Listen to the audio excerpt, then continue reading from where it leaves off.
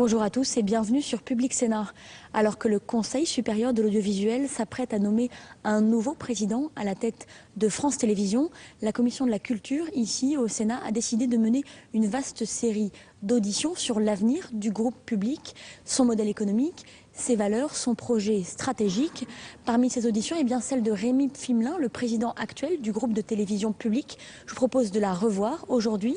Parmi les thèmes abordés, le numérique, la multiplication des écrans, le rapprochement des rédactions ou encore le mode de financement de l'audiovisuel public.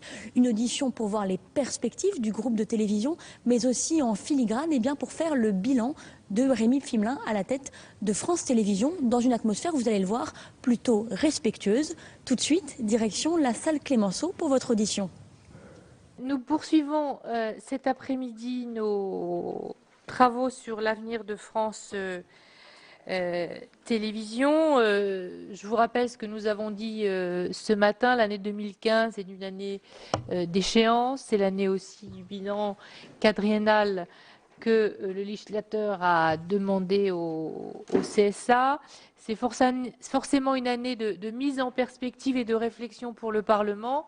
La loi de finances 2015 a été, je vous le rappelle, l'occasion pour nous et notre rapporteur, Jean-Pierre Leleux, de se poser la question également du financement de France Télévisions, de l'audiovisuel public. Nous avons pour ce faire, Monsieur le Président, engagé d'ores et déjà des travaux en lien avec la Commission des finances, une mission d'information et de contrôle sur le financement de France Télévisions et de l'audiovisuel public plus généralement et son évolution.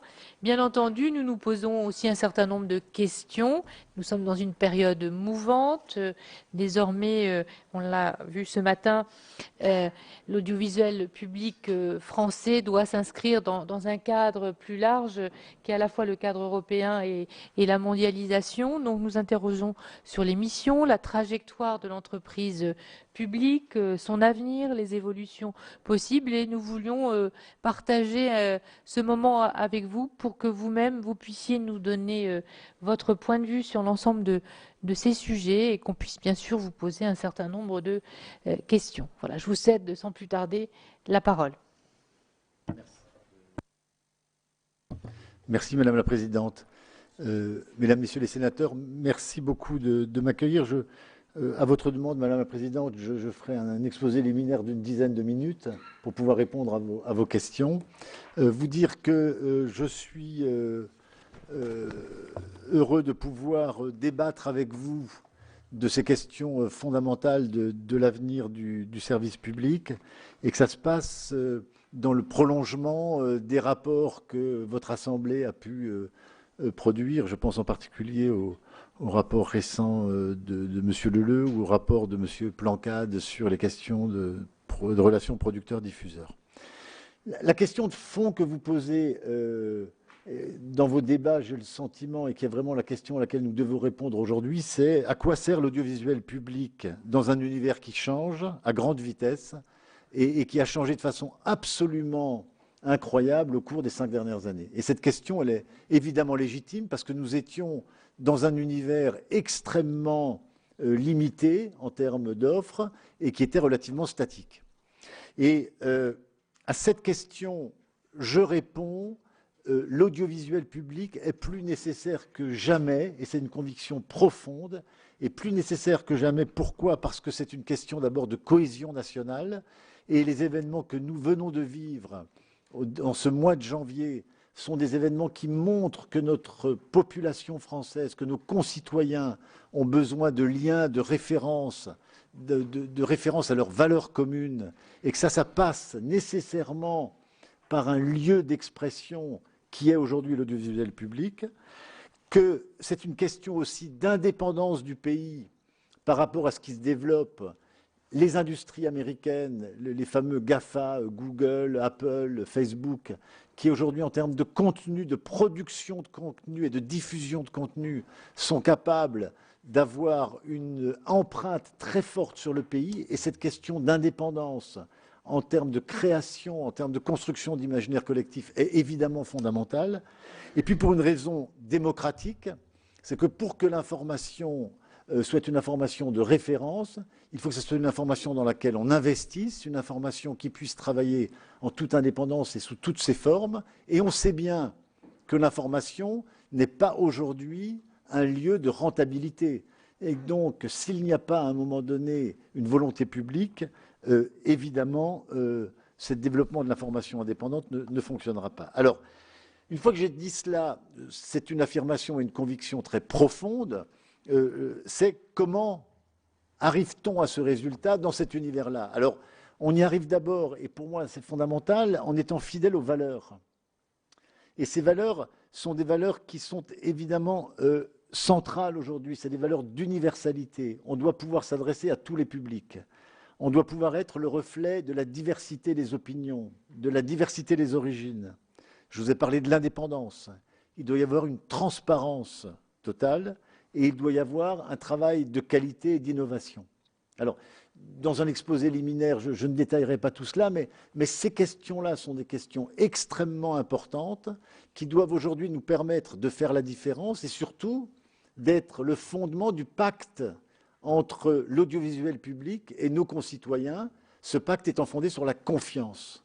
Et cette confiance, c'est à un moment donné la crédibilité de ce lien entre les différentes parties de la population qui sont importantes.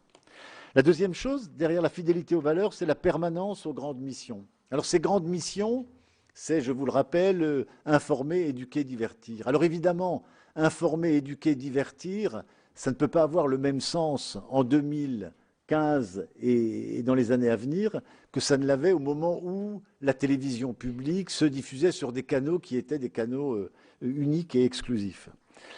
Ça veut dire qu'aujourd'hui, nous devons revisiter ces éléments-là, les revisiter en continuant à privilégier la création.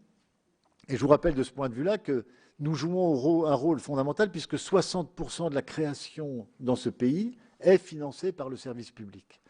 Que sur la question de l'offre culturelle, de l'offre différenciante, en termes de magazines, en termes de documentaires, en termes de spectacles vivants, nous devons continuer à pouvoir jouer ce rôle extrêmement important, qui est un rôle qui nous permet, à un moment donné, à partir de ce qui sont nos valeurs, nos racines, notre histoire, de créer encore une fois ce lien.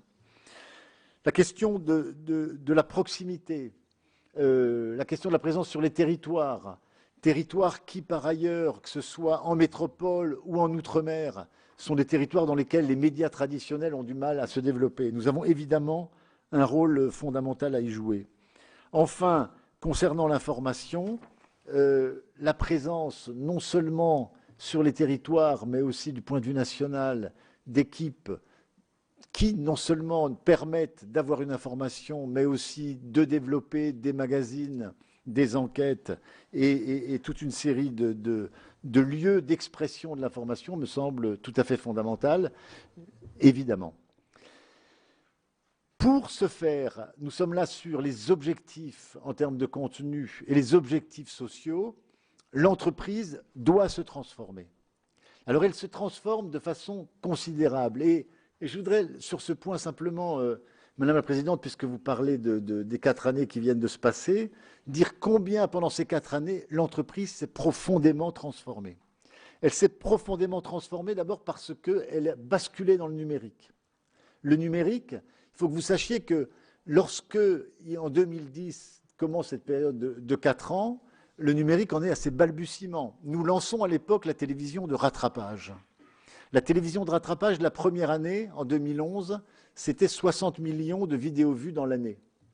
Ce mois de janvier, nous avons eu 170 millions de vidéos vues dans le mois. Ce qui veut dire que nous allons, pendant cette année 2015, dépasser le 1,5 milliard de vidéos vues en rattrapage. Je pourrais parler des plateformes, que ce soit la plateforme information, sport, éducation ou culture, Culture Box qui aujourd'hui connaît un essor considérable. Et bien sûr, l'arrivée des réseaux sociaux. Nous sommes donc aujourd'hui dans un univers qui est en train de totalement changer de paradigme, de façon de fonctionner, et nous devons non seulement nous adapter en termes de diffusion de contenu sur ces univers. Pourquoi ? Parce que si l'audiovisuel public constitue le lien entre nos compatriotes, alors nous devons être présents sur les écrans que consultent nos compatriotes. Et être présent sur ces écrans, ça veut dire être non seulement en termes de capacité de consultation, mais aussi de dialogue, de capacité à créer du lien et à nous développer. Deuxième élément important de cette période, derrière le numérique, c'est la fusion de toutes les entreprises et la constitution de la nouvelle entreprise. Alors cette nouvelle entreprise, c'était un travail considérable de transformation qui s'est accompagné d'un travail d'économie important. Je vous rappelle qu'en 2011, nous avons signé un contrat d'objectifs et de moyens, que ce contrat d'objectifs et de moyens a été renégocié un an après, en 2012, et qu'en 2012, cette renégociation a donné lieu à 300 millions d'économies. Ce plan d'économie extrêmement important est un plan qui, d'abord, est respecté. Et respecté, ça veut dire que sur toutes les lignes d'économie sur lesquelles nous étions engagés, et on peut les détailler, mais tous les documents sont évidemment à votre disposition, les plans d'économie ont été engagés, en particulier sur des aspects tout à fait importants qui sont tout ce qui est lié aux frais généraux, aux frais centraux, à tout ce qui est la puissance d'achat, mais aussi sur les productions avec des audits systématiques et des baisses de coûts de programmes et de production extrêmement importants. Et puis de façon interne, nous avons, pendant cette période, négocié un nouveau contrat d'entreprise qui est le nouveau contrat qui régit la vie des salariés dans l'entreprise. Ce contrat d'entreprise a notamment traité des questions extrêmement importantes comme le temps de travail. Sur la question du temps de travail, nous avons en particulier intégré la notion de forfait jour. J'ai vu la semaine dernière qu'une grande entreprise publique qui s'appelle EDF commençait à traiter le sujet. Ce sujet a été traité à France Télévisions. De même qu'a été traité à France Télévisions la question des automatismes salariaux qui, vous le savez, prend une grande partie des augmentations de salaire possibles. Et je vois qu'une autre grande entreprise publique, la SNCF, commence aussi à traiter le sujet. Donc nous avons là des sujets extrêmement importants dans la vie de l'entreprise, dans la manière dont cette entreprise peut affronter les éléments de changement que nous sommes en train de mettre en place.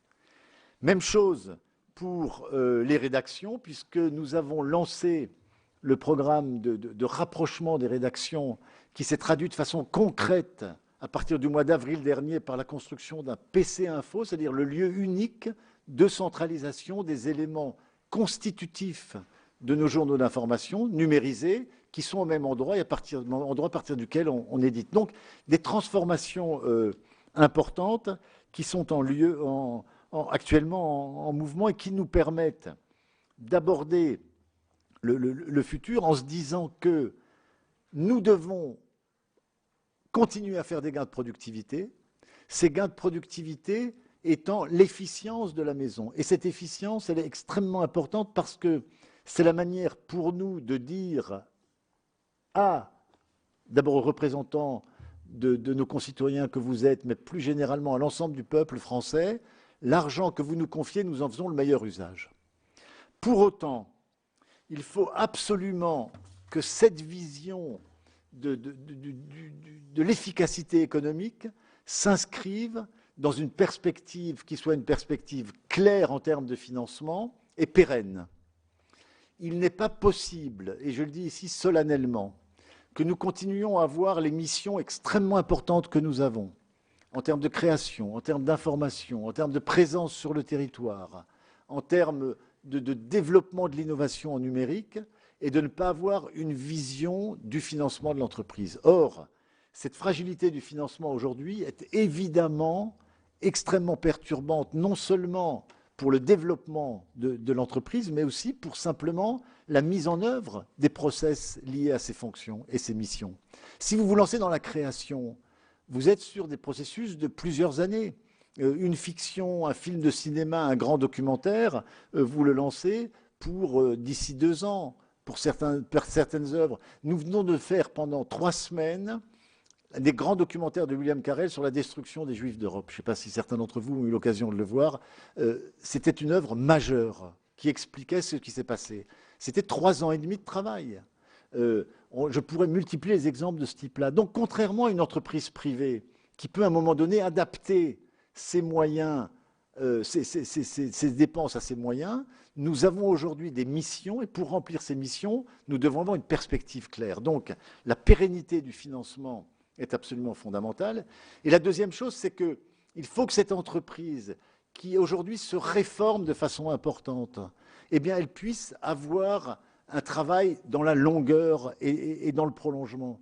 Les réformes qui succèdent aux réformes, les réformes qui succèdent aux contre-réformes, sont aujourd'hui extrêmement pénalisantes pour l'entreprise. Et nous avons aujourd'hui la nécessité d'avoir, par rapport à nos personnels et par rapport à nos missions, un cadre qui permette, et dans le terme du financement et dans la question des missions, de la pérennité. Voilà, Madame la Présidente, je crois que j'ai pris mes 10 minutes. J'ai été nécessairement superficiel, mais j'ai obéi à vos instructions. Ça facilitera immédiatement les échanges et les questions qui vont vous être posées. Mes chers collègues, je vous rappelle les délais qui sont les nôtres cet après-midi. Donc, si vous pouviez être le plus concis et précis possible dans vos questions. Je donne tout de suite la parole à notre rapporteur Jean-Pierre Leleux et après j'ai déjà 2 demandes de prise de parole. Bien, merci Madame la Présidente. Monsieur le Président, quelques mots et quelques questions, bien que nous connaissons bien la situation actuelle qui est assez mouvementée à la fois sur l'évolution des modes de fonctionnement et des dispositifs que nous connaissons bien. Vous arrivez dans un contexte aussi assez particulier, non pas uniquement parce que le mandat de président est en cours de remise en cause par le CSA avec les difficultés que ça représente, mais aussi, je dois le dire, et je pense que certains orateurs y reviendraient, dont vous arrivez après une émission de France 3 qui nous a tous fait très plaisir et vous devez vous attendre à quelques questions sur le sujet.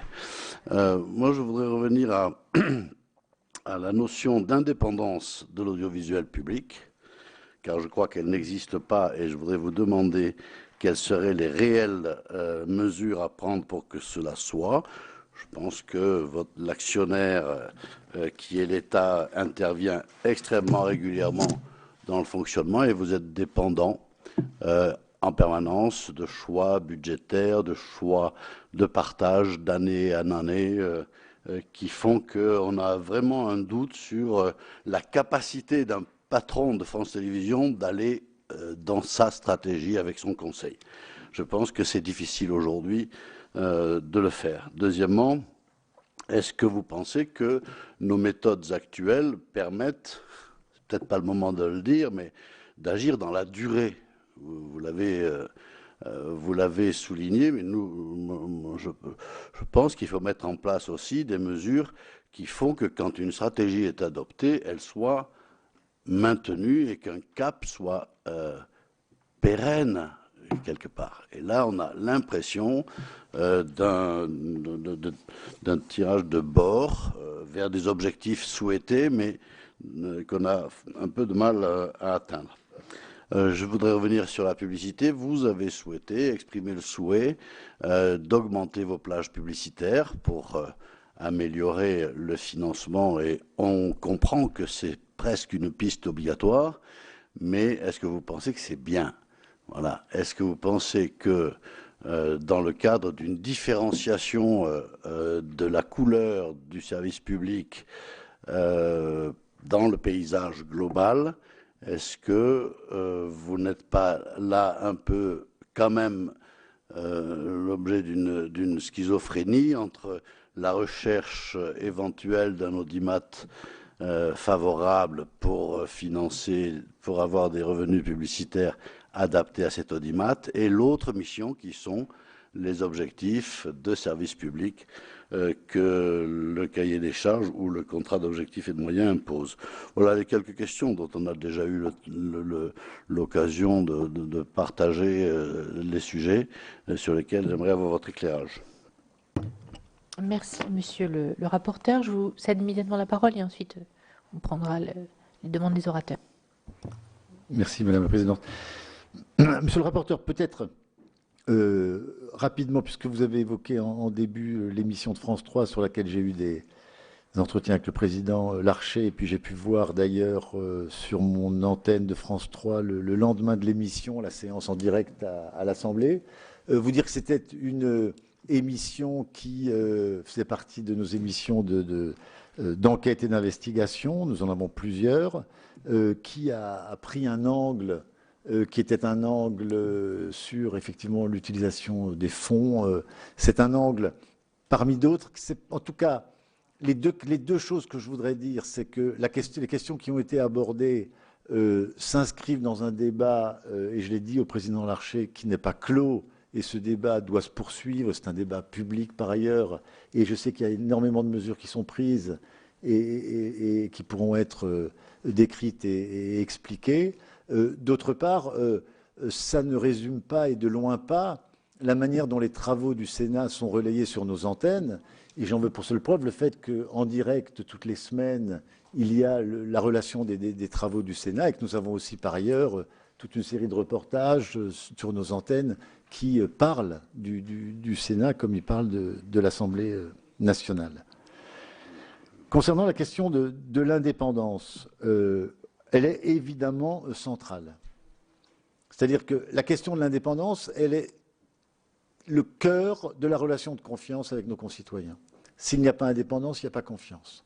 Et cette indépendance, elle ne peut être fondée, et c'est le premier point, que sur un financement pérenne et indépendant. Et ça, c'est à l'image de ce que font notamment les Allemands, les Anglais ou tous les pays du Nord. C'est un financement qui, à un moment donné, est inscrit dans un cadre, et ce cadre est un cadre intangible. Et donc, et j'en viens à votre point concernant la publicité, à partir du moment où ce cadre est intangible, il y a nécessairement de la part de l'entreprise la possibilité de développer une action et de la développer dans un contrat d'objectif, puisque cet objectif est fixé par l'actionnaire, c'est-à-dire par le pays. Mais dans ce cadre-là, avec des grands objectifs, la conduite de l'entreprise est évidemment totalement indépendante et ne peut pas être remise en cause, comme elle est trop remise en cause dans ce pays. Et elle est remise en cause pour les raisons, monsieur le rapporteur, que vous avez évoquées, c'est-à-dire tous les 6 mois, un budget, notamment depuis que la publicité est arrêtée après 20 heures, cette ligne budgétaire, qui, je vous le rappelle, était de 420 millions et qui est passée à 100 maintenant, fait que nous sommes dans des incertitudes qu'il faut lever. Alors, pour les lever, il n'y a que 2 solutions. La première, c'est qu'il faut supprimer la ligne budgétaire. Et ça, c'est la décision du gouvernement que je salue. Il faut qu'on ait une redevance ou une contribution qui soit une contribution pérenne et dynamique. C'est-à-dire qu'il faut que son assiette évolue. Le président de la République a indiqué qu'il souhaitait que cela se fasse. Et je crois que c'est indispensable, comme l'ont fait tous nos pays voisins, notamment tous les pays anglo-saxons. Et puis concernant la publicité, il faut qu'à un moment donné, dans la perspective des missions et des besoins de financement, eh bien, on cale le besoin publicitaire aux besoins de financement. La différence entre le privé et le public, publicité ou pas publicité, est évidente. D'ailleurs, je crois que vous avez examiné ce matin, en début de vos travaux, l'étude Harris, qui a notamment été demandée par Télérama, qui dit que le public ne s'y trompe pas. Il dit qu'il y a une différence entre le privé et le public. C'est, je crois, que la première des choses que dit l'étude Harris. Et il ne s'y trompe pas. Et vous savez, une des grandes différences, si nous avons de la publicité, c'est que, par exemple, nous ne mettons pas de la publicité dans les programmes. C'est une différence majeure pour nos concitoyens. Et puis, nos missions, nous les remplissons, mais d'une certaine manière, le fait que nous n'ayons de la publicité que l'après-midi veut dire, pour aller dans votre sens, monsieur le rapporteur, que nous devons maximiser les audiences commerciales l'après-midi. Et que si nous avions, par exemple, de la publicité en soirée, la pression serait moins forte sur l'après-midi. Voilà, un exemple parmi d'autres. Cela étant, il nous faut un financement pérenne et il nous faut un financement au service d'objectifs très clairs et différents d'objectifs du privé. Alors, ce que je pense, si vous voulez, c'est que pour agir dans la durée, il nous faut non seulement un cadre financier très très précis, mais il nous faut des objectifs stratégiques et politiques au sens noble du terme, qui soient probablement plus concentrés et plus précisément stratégiques que la multiplication de petits objectifs que nous avons. Nous avons un cahier des charges qui fait plus de 70 pages. Nous avons dans le contrat d'objectifs et de moyens 70 objectifs qui sont numérotés qu'il faut atteindre. Enfin, si vous voulez, il y a un faisceau de contraintes qui fait que, évidemment, la capacité notamment de s'adapter, la capacité d'être plus souple et plus mobile est entravée. Mais je crois que la manière dont aujourd'hui le gouvernement veut aborder les choses, notamment à travers le rapport qui a été commandé à Marc Schwartz, va dans ce sens. Merci, Monsieur le Président. Monsieur Retailleau avait demandé en premier la parole. Ensuite, Monsieur Assouline. Oui, Monsieur le Président, je voudrais simplement revenir sur cette fameuse émission. Pas pour polémiquer, mais pour poser un certain nombre de questions, parce que je pense que c'est suffisamment rare que le Président du Sénat écrive au Président directeur général du service public du visuel en France pour qu'on s'y attarde juste un moment. Ce qui est choquant, ça n'est pas du tout que le Sénat soit critiqué. Et si le Sénat est critiquable, il n'a qu'à s'en prendre qu'à lui et à se réformer profondément.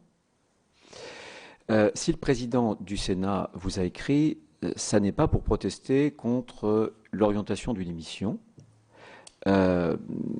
qui souhaite critiquer le Sénat. Encore une fois, les journalistes sont absolument libres et j'admets parfaitement que sur France Télévisions, il puisse y avoir des émissions qui prennent pour cible des institutions de la République. Je pense que notre président vous a interpellé sur la méthode de cette émission. Approuvez-vous, Monsieur le Président, qu'une identité soit falsifiée pour qu'un journaliste qui n'est pas de France 3 s'en réclame? Approuvez-vous, Monsieur le Président, qu'un synopsis soit adressé au service du Sénat, qu'il soit truqué, mensonger? Approuvez-vous, Monsieur le Président, que pour une émission de service public, on puisse violer un domicile privé? Enfin, approuvez-vous la méthode de la caméra cachée pour piéger un certain nombre de collaborateurs du Sénat?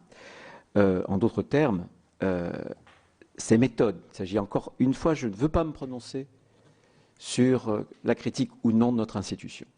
S'il y a des critiques, c'est à nous d'y répondre.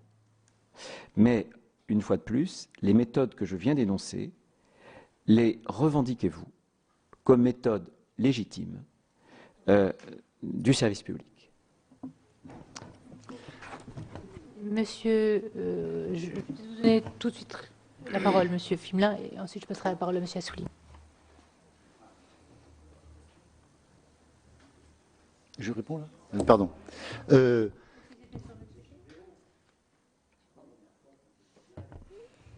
Allez-y, Monsieur Fimelin. Alors, Monsieur Retailleau, très simplement, je suis directeur de la publication, je suis responsable des contenus, et donc j'assume tous les contenus, et c'est ma responsabilité. Que les choses soient extrêmement claires là-dessus. C'est ma responsabilité. Nous sommes dans le cadre d'une émission d'investigation. Cette émission d'investigation, elle ne prend pas pour cible, je reprends ce terme-là, elle ne prend pas pour cible. L'objectif de cette émission n'est pas de prendre pour cible. Elle a des angles. Une émission d'investigation qui a des angles. Et on a des émissions d'investigation sur toutes nos chaînes.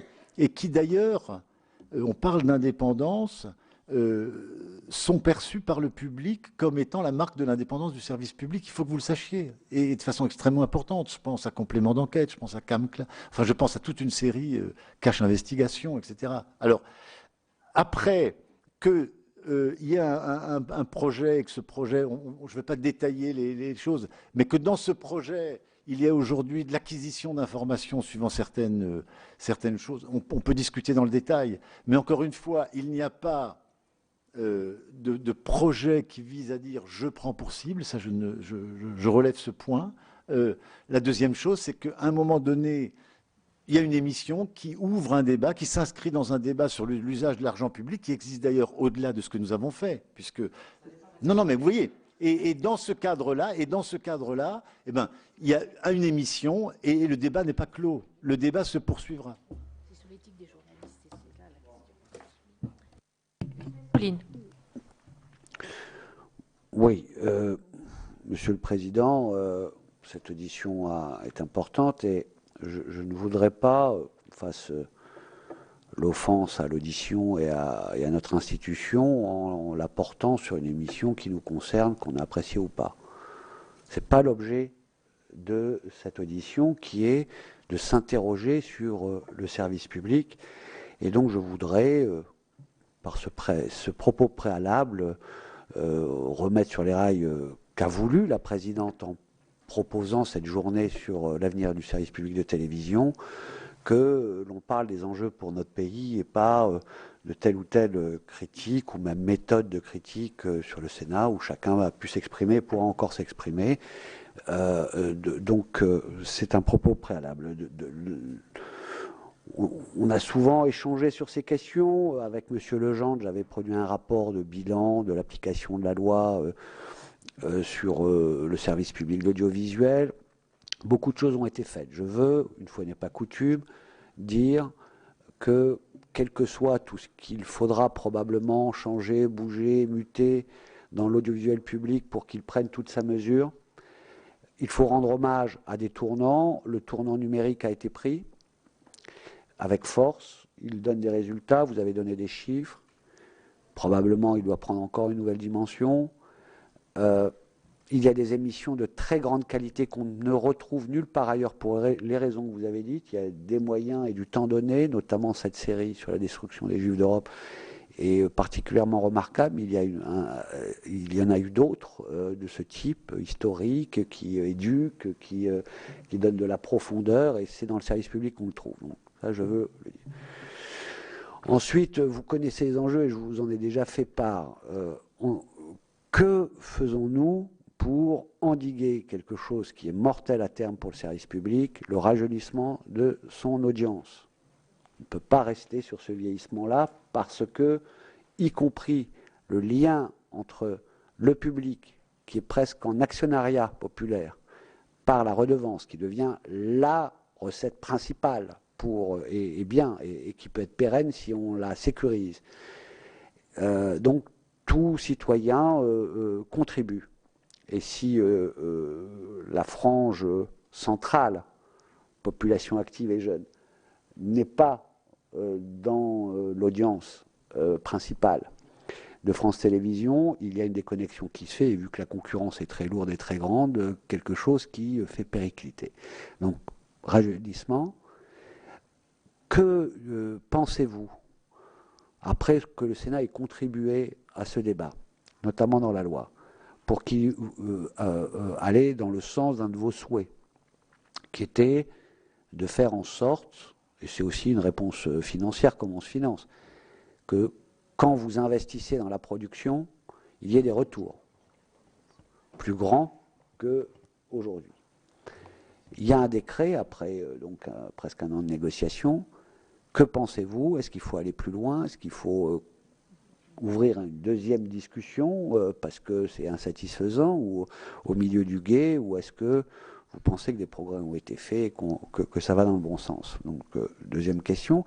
Et la dernière, je sais qu'à Biarritz, j'ai eu l'occasion dans un débat avec vous de le dire, je le dis maintenant un peu partout, parce que c'est un enjeu, on est à une croisée des chemins avec, dans les 3 mois qui viennent, sur les projets, l'avenir de France Télévisions, l'impératif à travers, y compris ce qui s'est passé dans notre pays, et l'importance que revêt l'information.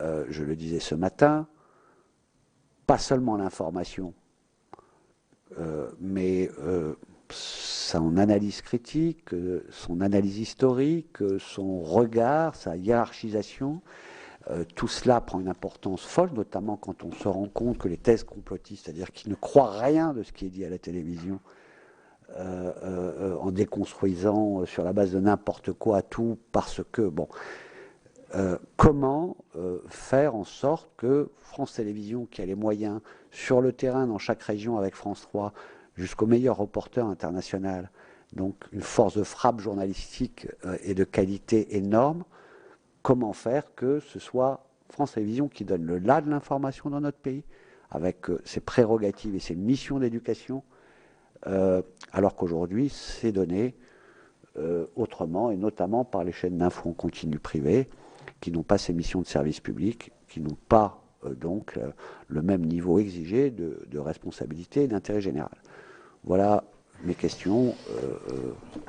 Merci, Monsieur Assouline. Avant de passer la parole à d'autres collègues, je voulais quand même vous rappeler, pour réagir aux propos que vous avez tenus en début de votre discours, je n'ai pas besoin d'être appelé à l'ordre sur la façon de gérer le temps de parole et l'expression libre. L'expression est libre au sein de nos commissions, de l'ensemble de nos collègues. Je voulais quand même faire cette précision. C'est l'état d'esprit de la commission. Madame Galli. Oui, Madame la Présidente, je voulais revenir un peu sur ce que d'ailleurs on avait un peu dit ce matin. Finalement, c'était une bonne préparation à cette audition de cet après-midi, puisque on a parlé de la publicité et vous dites qu'après 20 heures, effectivement, la publicité n'y est pas. Je pense que c'est une erreur, puisque de toute manière, aujourd'hui, quand même, on a dans les chaînes privées, la publicité y est, je dirais, très, très fortement. Donc, je pense que un peu de publicité à France Télévisions ne ferait pas de mal, et je ne vois pas aujourd'hui les téléspectateurs s'en inquiéter ou s'en émouvoir, puisque ça ne les empêche pas d'aller sur les chaînes privées, alors qu'ils sont abreuvés de publicité, croyez-moi, entre presque toutes les 5 minutes.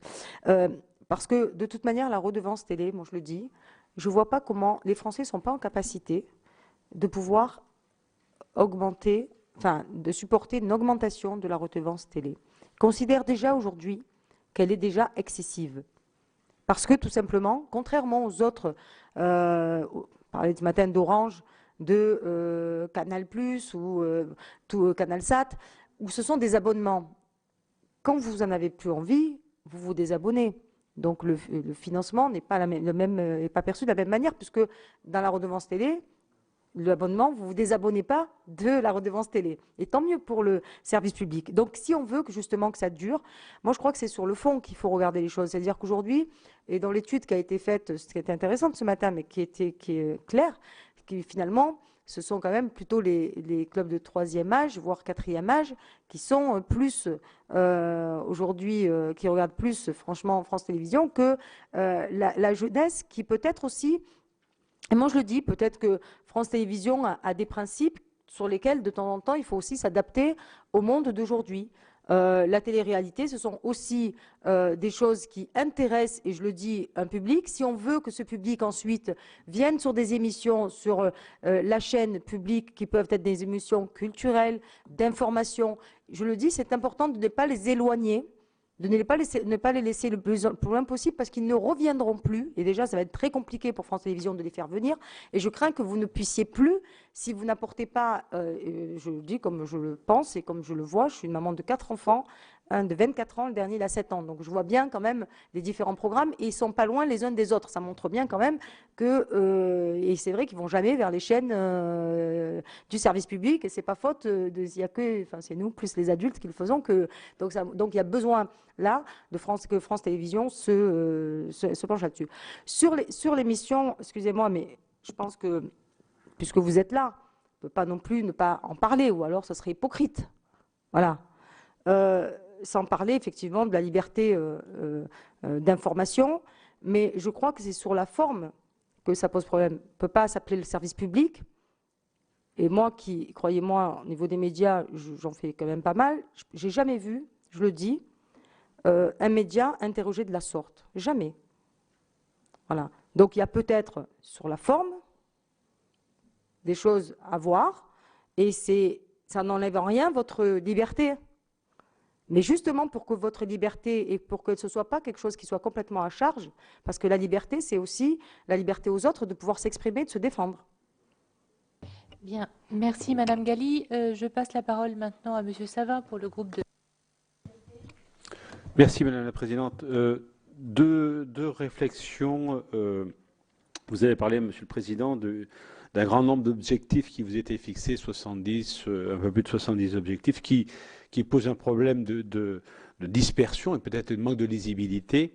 Alors, la question que je souhaiterais vous poser, c'est, j'ai bien entendu que vous souhaitez d'avoir beaucoup plus de souplesse, de mobilité dans l'organisation, de la lisibilité de vos programmes. Quels seraient, à vos yeux, les 4 ou 5 grands objectifs qui devraient être suivis par France Télévisions ou demandés à France Télévisions? Donc, est-ce que vous pouvez nous donner quels sont, à vos yeux, ces 4 ou 5 grands objectifs? Deuxième remarque sur un volet qui m'intéresse plus particulièrement, sur le sport. J'ai été surpris et un peu déçu de voir dimanche une équipe de France qui participait à une finale d'un championnat du monde de handball. Ce match était retransmis sur une télévision privée et que le service public était une fois de plus absent d'un grand événement sportif. Alors, pensez-vous que dans les années qui viennent, tous ces grands événements sportifs seront aujourd'hui simplement réservés aux chaînes payantes ou privées? On le voit déjà dans beaucoup de sports, hein, avec l'augmentation, bien sûr, des droits de TV, ou peut-être que les chaînes publiques ne sont pas en capacité de pouvoir s'aligner devant les sommes qui sont proposées. Mais il y a d'autres sports qui mériteraient, je pense, une audience aussi bien en sport masculin que féminin, et France Télévisions est assez absent, à mes yeux, sur la retransmission, aussi bien sur des équipes de France qui font d'excellents résultats. Alors on va téléviser la finale parce que là, tout le monde s'affole, mais pendant un certain temps, on est complètement absent. C'est vrai pour les sports masculin comme pour le sport féminin, c'est assez regrettable.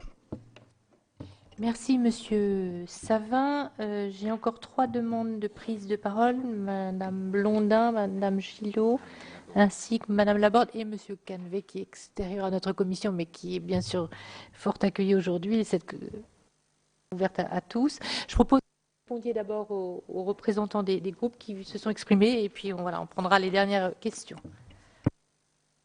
Alors, bien volontiers, toutes ces questions sont évidemment importantes. Monsieur Assouline, évidemment, je ne parlerai d'ailleurs pas de rajeunissement, mais je parlerai d'élargissement. C'est-à-dire que la mission du service public, c'est de toucher toutes les populations, vous avez 1000 fois raison. Mais toutes les populations, ça ne veut pas dire qu'il ne faut plus toucher les personnes âgées, hein, parce que rajeunir, ça voudrait dire je décale. Non, il faut que nous continuions à jouer ce rôle-là, mais il faut aussi parallèlement que nous touchions les plus jeunes. La question aujourd'hui appelons ça de la consommation, des médias par les jeunes ne touche pas que la télévision, elle touche tous les médias. C'est vrai pour la presse écrite, c'est vrai pour la radio, c'est vrai pour la télévision. Et c'est vrai pour les télévisions, les grandes télévisions généralistes, parce que les grandes télévisions privées ont aussi une moyenne d'âge plus élevée que la moyenne de la population. Donc ce point est un point qui est extrêmement important. Il nécessite pour nous, très clairement, que nous puissions faire évoluer un certain nombre de contenus qui intéressent davantage ces jeunes. Alors, Madame Galli, le point est central. C'est vrai qu'aujourd'hui, disons-le, les jeunes adultes, disons globalement les 18-25 ans, ils vont aller voir sur un certain nombre de chaînes de la TNT en fin d'après-midi de la télé-réalité. Que nous n'avons pas parce que là-dessus, ce sont des principes, je dirais, d'antenne que nous ne développerons pas, hein, parce que c'est manque de respect. Enfin bon, je ne vais pas le détailler ici, mais vous voyez ce que je vais évoquer. Donc, nous n'utiliserons pas les mêmes moyens. Il faut que nous trouvions donc des thèmes, des écritures, des façons de faire qui nous permettent de toucher ces jeunes. Alors, c'est ce que nous essayons de faire sur France 4 avec un certain nombre de choses, et en fiction et en émission de découverte de métiers, d'échanges, de débats, où nous commençons à avoir des jeunes peu à peu, mais c'est vrai aussi sur tout ce qui est les nouveaux médias. Il faut que vous sachiez que les programmes qu'on a sur le numérique, sous toutes les formes, hein, culturelles, etc., plus de la moitié de nos auditeurs sur ce numérique ont moins de 50 ans. C'est très intéressant parce que ce n'est pas le cas pour le linéaire. Et c'est très intéressant aussi parce que la moyenne de la consommation du numérique en France est plus âgée que ce que nous avons, nous, sur le numérique. Ce qui veut dire que, globalement, la population plus jeune regarde davantage proportionnellement le numérique chez nous qu'il ne regarde le linéaire. Ça, c'est un point extrêmement important. C'est vrai aussi sur un certain nombre de programmes de rattrapage où on voit aujourd'hui que les jeunes regardent davantage le rattrapage que les plus âgés. Mais c'est aussi, et je reviens sur d'autres questions concernant les objectifs et concernant la façon de faire, ça veut dire aussi que nous devons probablement, en termes d'écriture, en termes de type de programme, aller peut-être davantage vers des écritures plus contemporaines, aller vers des thématiques que nous utilisons moins et qui pourront permettre peut-être d'élargir, mais en même temps, on va se retrouver face à ceux qui nous jugent et qui diront, écoutez, tel ou tel thème ou telle façon de traiter, c'est quand même pas très en ligne avec ce que veut faire le service public. Et on a eu quelques exemples récents sur certaines émissions qui ont été vertement critiquées, alors qu'elles avaient justement pour objectif d'aller, de nous développer vers des populations différentes. Mais cette question de l'élargissement et donc de la façon de toucher les jeunes est importante. Alors pour autant, sachez quand même que 80% de la population française, 80%, c'est-à-dire y compris les jeunes, regardent au moins 15 minutes, c'est-à-dire regardent le service public chaque semaine. Donc il ne faut pas croire non plus que nous avons toute une partie de la population qui ne regarde jamais le service public. 80%, ça veut dire qu'on est à un niveau de fréquentation hebdomadaire qui reste extrêmement importante. Concernant les décrets, M. Assouline, d'abord, je ne le connais pas encore. La ministre en a parlé à Biarritz. Que les diffuseurs et nous spécifiquement ayons des droits, c'est extrêmement important. Et je le dis, c'est le travail du Sénat qui a permis cela. Je suis personnellement réservé sur le fait d'interdire au diffuseur et donc à France Télévisions la distribution d'œuvres à partir du moment où le producteur a lui-même une société de distribution. J'étais plutôt pour le fait de dire essayons de le faire en transparence, et en transparence ça veut dire essayons de voir celui qui est le meilleur. Nous on a aujourd'hui une filiale distribution qui commence notamment dans le monde du numérique à être plus efficace, on a un chiffre d'affaires qui se développe, c'est dommage de dire a priori qu'elle ne peut pas distribuer un certain nombre d'œuvres. La troisième chose, c'est un peu technique mais je le dis, il faut absolument que la part dépendante, c'est-à-dire la capacité que nous avons à produire en interne ou à produire en faisant des associations, soit plus importante. Aujourd'hui, nous avons droit à 5% de part dépendante, là où les chaînes privées sont à 20%. Je dirais au minimum, il faudrait laisser au service public autant qu'au privé. Concernant l'information, oui, France Télévisions devrait avoir une chaîne d'information. Je le dis. Toutes les grandes sociétés publiques ont une chaîne d'information. Alors, il faudrait qu'on ait une chaîne d'information. Aujourd'hui, nous n'en avons pas. Je le regrette. Nous développons fortement le numérique. Vous savez qu'aujourd'hui, France TV Info, qui est notre site d'information, est le premier site en fréquentation dans le monde de la télévision. Il faudrait qu'on puisse développer une offre d'information. Alors, on a un projet, après Info 2015, d'une chaîne d'info sur le numérique, on l'a dit, et sur la télévision connectée. Mais là-dessus, vous avez 1000 fois raison, c'est le rôle du service public que de développer une offre d'information qui soit plus forte. Concernant la publicité, Madame Galli, je partage votre avis, le fait que nous puissions avoir éventuellement à certains moments de la publicité ne perturberait pas les programmes, et en particulier sur un point concernant le sport. Je le dis ici, je prends la question du sport. D'abord, sur la question du sport, si nous n'avons pas eu la finale de handball masculin, c'est parce que nous avons été battus par TF1 qui a mis un prix plus élevé. Nous avons mis les prix que nous mettons d'habitude, monsieur le sénateur. Je suis dans un budget qui est extrêmement strict. En confidence, je peux même vous dire que nous avons mis plus dans les enchères que ce que nous avions mis précédemment, parce qu'on pensait que c'était important, et on a été battus. En revanche, dans la même enchère, nous avons mis un peu plus pour les finales du handball féminin et demi-finales du handball féminin qui se dérouleront en fin d'année, et nous les avons obtenus. Nous les avons obtenus pourquoi? Parce que probablement que le privé n'a pas... Donc France Télévisions sera au rendez-vous de la finale du championnat du monde de handball féminin et de la demi-finale si la France y est, et nous avons été battus pour des questions d'argent.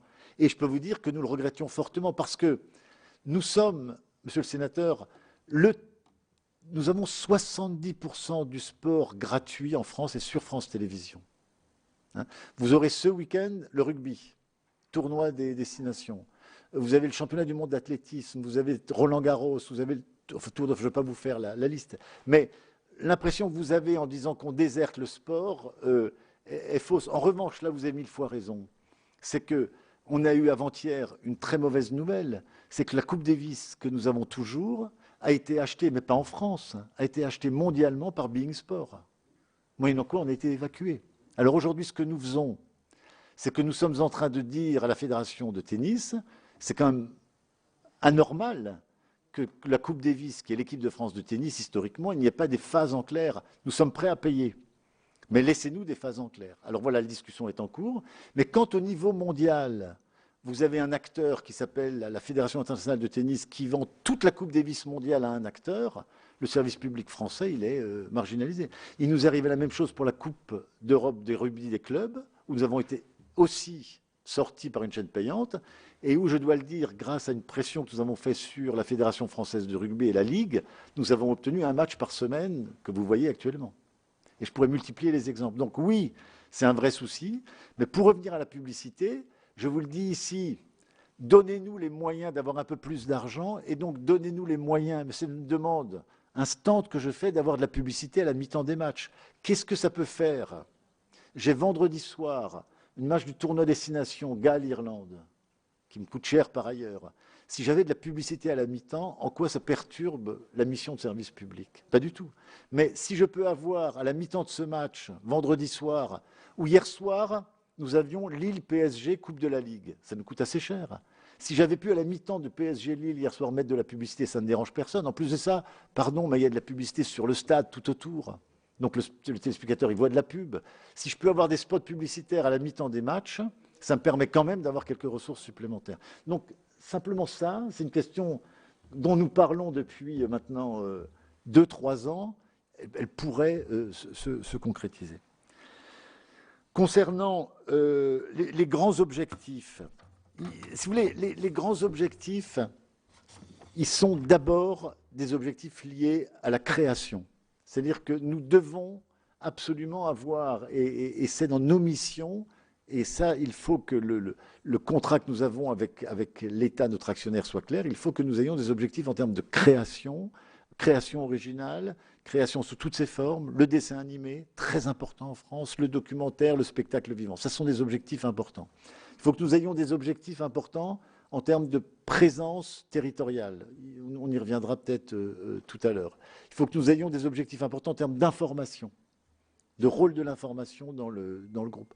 En termes d'innovation, ces objectifs en termes d'innovation sont extrêmement importants pour la raison qu'on vient d'évoquer, toucher tous les publics. Voilà. Et nous ayons des objectifs importants sur un certain nombre de valeurs.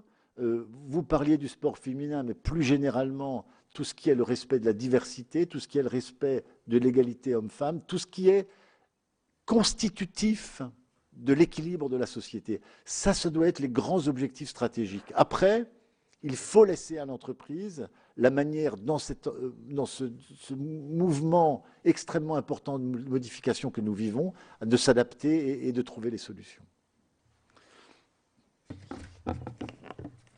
C'est bon, bien. Madame Laborde ? Merci Madame la Présidente. Oui, juste quelques mots parce que beaucoup de choses ont été dites. Alors donc, depuis que j'ai levé la main, bien sûr, il y a eu un certain nombre de questions et de réponses. Bon, je reviendrai juste sur le informer. Moi, la notion d'informer, je reviendrai juste en disant quand on informe à 200% à charge, ce n'est pas ma définition de l'information, mais il y a eu un certain nombre de choses dites, donc je n'en rajouterai pas. Ce que je voulais juste dire, c'est il y a quand même beaucoup de questions qui sont récurrentes par rapport donc au sport, par rapport aux femmes. Donc je suis ravie d'apprendre que le handball féminin sera retransmis donc sur la chaîne publique. C'est un coup de chance où voilà, il faut en profiter pleinement. Je pense qu'il y a quand même encore des problématiques sur les stéréotypes en général. Ça, il faut vraiment, vraiment y être attentif. Et donc, je vous le demande en mon nom et bien sûr au nom de la délégation droits des femmes. Et je voulais que vous insistiez un petit peu, puisque vous aviez l'air d'avoir commencé ce sujet, sur la présence territoriale, qui n'est pas égale, je pense, sur tous les territoires. Est-ce que ça vient de chaque directeur régionaux? Je ne sais pas, voilà, je voudrais en savoir un petit peu plus, parce que j'ai vraiment l'impression qu'il y a une grosse différence entre FR3 région ici et ailleurs, on va dire cela comme ça. Et pour le reste, je crois que j'ai eu toutes mes réponses. Merci. Juste avant de passer la parole à Mme Blondin, je me permets de compléter la dernière question de notre collègue Françoise Laborde. Est-ce que la réforme territoriale, le redécoupage, l'élargissement en tout cas de nos régions conduit France Télévisions à réfléchir à l'organisation ou la mutation de l'organisation de la chaîne dite régionale, à savoir France 3? Mme Blondin. Je rebondis sur ce que vous disiez, Madame la Présidente, parce que la réforme territoriale qui fait des plus grandes régions va certainement avoir un impact sur l'offre régionale que vous pouvez faire. Et je reviendrai sur l'offre régionale un petit peu après dans mon propos. Je voudrais saluer l'objectif, un des objectifs essentiels que vous avez évoqué tout à l'heure, c'est à savoir la création. La création originale, le spectacle vivant, c'est un point que notre commission regarde avec beaucoup d'attention et nous devons pour cela avoir aussi des professionnels bien compétents, très formés. Et j'aurais voulu rebondir sur un sujet également de notre commission, à savoir la place des intermittents maintenant dans l'audiovisuel public. Vous savez que notre commission s'est beaucoup attachée à ce problème et à plusieurs reprises dans le secteur de l'audiovisuel interpellé à ce sujet. Bien entendu, vous aviez fait des avancées, mais il y a aussi ce risque de basculement vers des sociétés sous-traitantes et qui ne fait que déplacer le problème. J'aurais voulu vous interroger aussi sur la fusion des rédactions de France 2, France 3 et illustrer ma question par un exemple qui s'est déroulé le 7 janvier dernier pour l'introduction d'un journal d'information. Évidemment, France 2 mentionne donc le drame qui s'est passé et France 3 mentionne l'ouverture des soldes. Évidemment, est-ce que la fusion de ces deux rédactions a pour effet d'avoir des choix éditoriaux comme cela?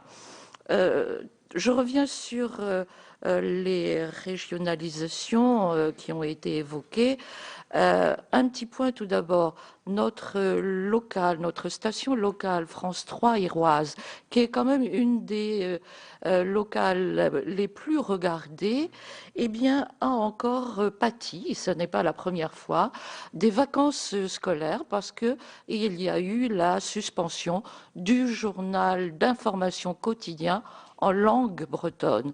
Et là, ça fait énormément de bruit dans notre département. Et ça n'est pas la première fois. J'ai eu l'occasion d'interroger M. Dubois là-dessus. Et c'est peut-être une question d'économie. Vous nous en direz quelque chose tout à l'heure. On a évoqué la réforme territoriale. Je rappelle la mission Brucy et ses préconisations. Sans doute était-elle faite à un moment du calendrier pas très, je dirais, pratique, entre guillemets, parce que votre mandat allait s'achever. Reprendre les préconisations qui ont été faites dans cette mission était peut-être difficile. Toujours est-il que des orientations sont données et qui s'inscrivent et qui ont bien pris en compte le pacte d'avenir en Bretagne avec ce développement d'une offre audiovisuelle régionalisée qui a été retenue Voilà pour l'audition de Rémi Flimelin, le PDG de France Télévisions. Si vous souhaitez la revoir, elle est disponible en VOD sur notre site internet publicsénat.fr. Tout de suite, 24h Sénat, le journal.